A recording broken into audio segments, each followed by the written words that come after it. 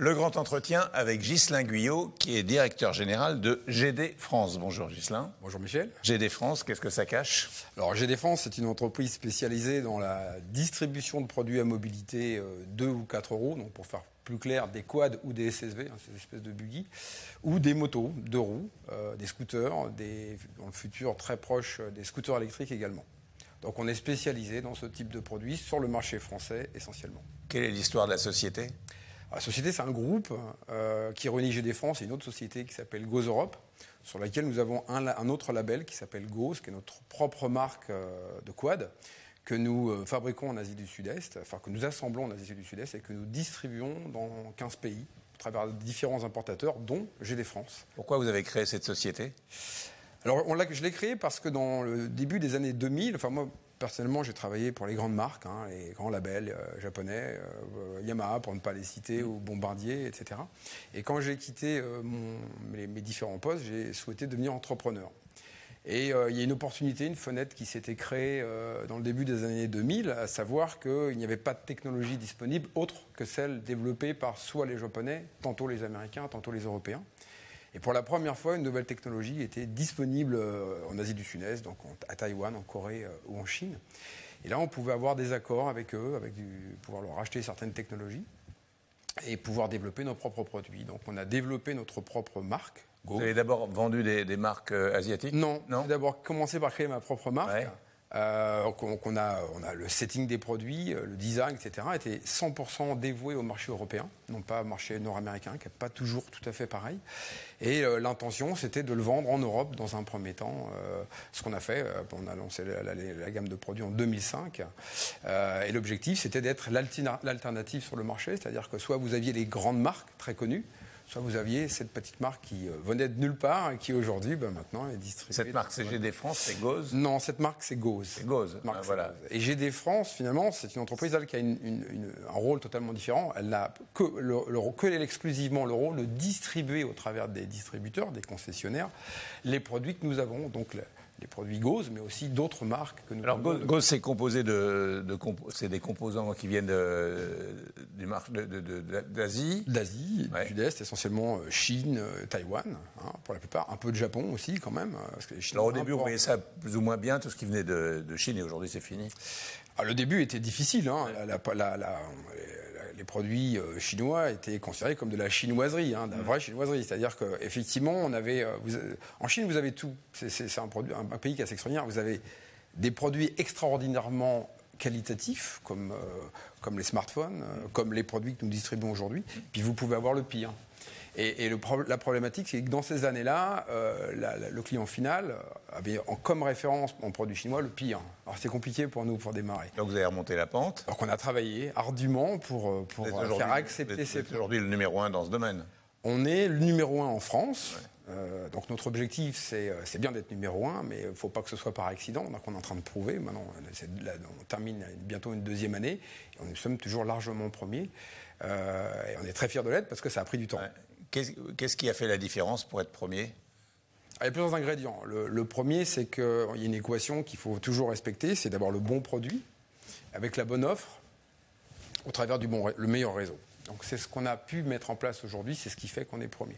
La deuxième raison, c'est que nos partenaires, les manufacturiers ou les assembleurs avec lesquels on travaille, eux, ont été en mesure de fabriquer davantage de produits que certains concurrents. Donc on a eu plus de disponibilité, comme le marché était et est toujours en forte croissance.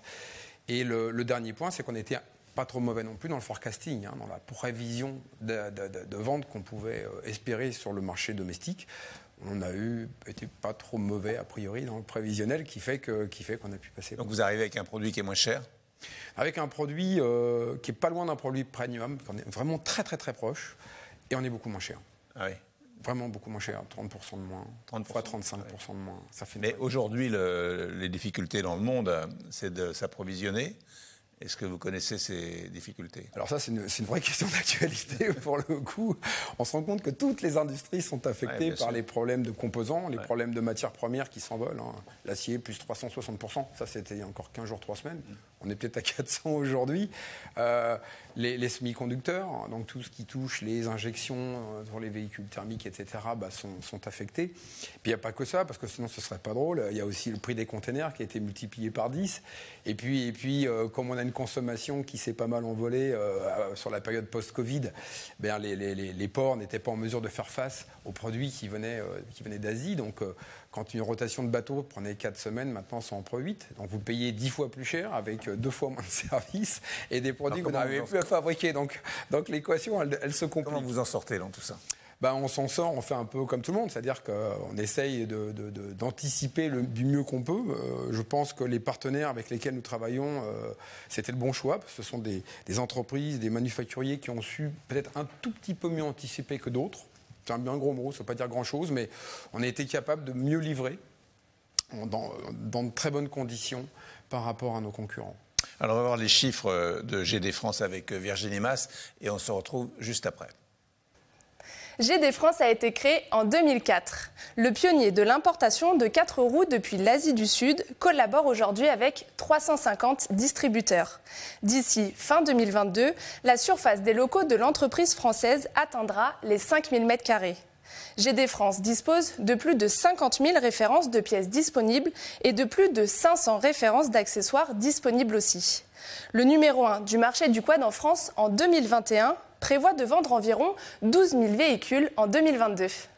Donc on voit que votre objectif, c'est 12 000 véhicules cette année. Oui, 12 000. C'est un objectif atteignable, la barre est haute, la barre est... Non, il est déjà quasiment atteint, en fait. J'ai un petit peu honte de le dire, mais sachant qu'on rentre dans une crise, c'est quand même un peu difficile. Et effrontément, le marché sur lequel je suis, mais ça c'est un coup de chance, hein, on ne le choisit pas, il se porte bien, il se porte très bien. Et j'imagine que notre marché il va s'essouffler, forcément. L'augmentation des prix, les rarifications des produits, ça va forcément essouffler le marché. Il va certainement, fortement, moi je ne dis pas s'effondrer, mais se ralentir. Notre travail, c'est de prendre des parts de marché.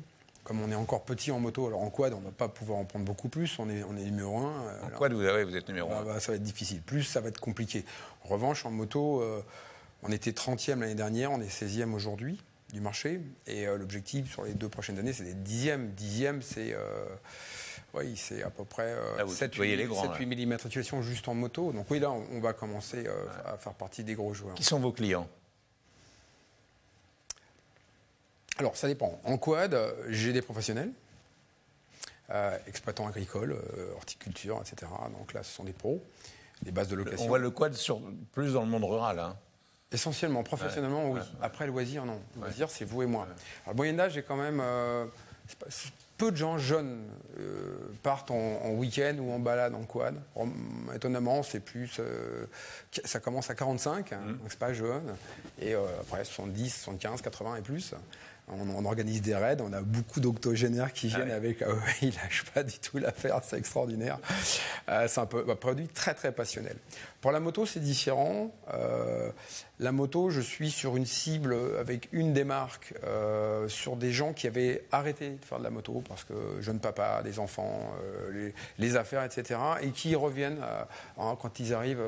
en tant que quadra ou quinca, ils reviennent à la moto, mais de la moto loisir, qu'on va utiliser uniquement le week-end. Pour la marque Zontes, on est davantage sur du 125 cm3. Donc là, ce sont soit des jeunes. Zontes, c'est une marque espagnole? Ça sonne espagnol, mais c'est chinois. C'est chinois.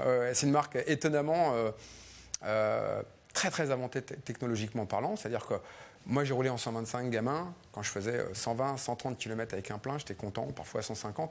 Là, j'ai 750 km d'autonomie, c'est phénoménal. Ça consomme moins de 2 litres.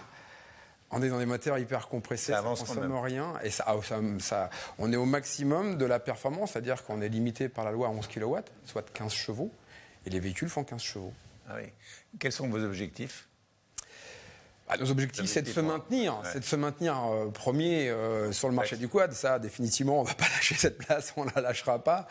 En moto, c'est d'aller chercher se positionner petit à petit sur la 10e position française pour faire partie des joueurs, vraiment faire partie du paysage.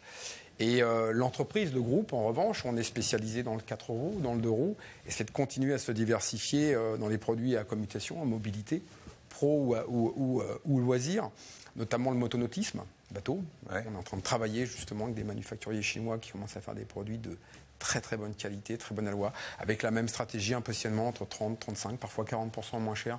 Donc c'est une vraie alternative pour le client final. On n'est pas la marque, on se dit je vais peut-être pas m'y risquer, mais avec une telle différence de prix, et à partir du moment où on se rend compte que le produit il est fiable, il est durable et qu'il y a un bon service après-vente, il n'y a pas de raison de ne pas s'y risquer. Donc on va rentrer dans le motonautisme et on envisage aussi de travailler sur d'autres produits en agricole pour répondre à une demande qu'on a sur un réseau quad qui représente aujourd'hui pas loin de 200 concessionnaires avec les 2 marques. Et on a pratiquement les 2 tiers sont des gens qui sont dans la petite motoculture et l'agricole, qui nous disent Ghislain, c'est bien, mais on vous dit qu'on a besoin de ça, et vous avez de l'or, vous avez juste à vous baisser pour le ramasser, s'il vous plaît, donnez-nous ces produits. Donc on s'est tellement concentré sur notre croissance organique qu'on n'a pas eu le temps de travailler sur ces croissances internes. Mais là, maintenant, on va avoir ce temps, on a beaucoup plus de moyens pour le faire, et on envisage même des croissances externes. Donc, pour l'instant, le groupe a de jolis jours devant lui, j'espère, même si une crise doit faire face dans peu de temps, on s'y prépare également, on saura y faire face. Merci beaucoup. Merci Michel.